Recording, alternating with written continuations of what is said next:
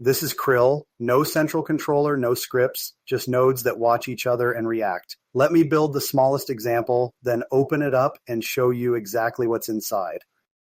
We start with an empty swarm, one server, nothing running on it yet.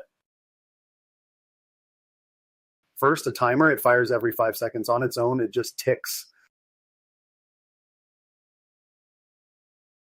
Then a number, a data point. I'll call it counter. It starts at 0. And a calculation. Its whole job is one line, counter plus 1. Now the wiring. The calculation watches the timer. When the timer fires, it wakes up and reads the counter. And the counter watches the calculation. When a new value shows up, it pulls it in and stores it.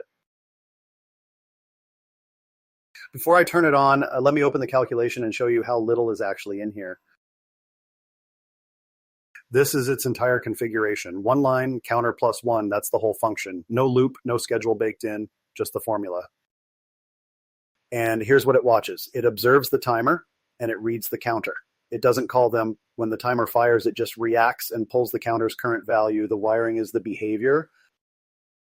That's all there is to a node. Close it back up. So let's get in close and turn it on.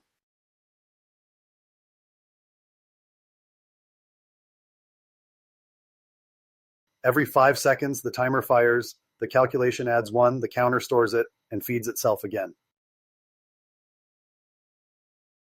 1, 2, 3, no loop, no script running this, 3 nodes, each minding the one thing it observes. That's Krill. Build anything from here, a reef tank, a greenhouse, a whole house, same pattern all the way down.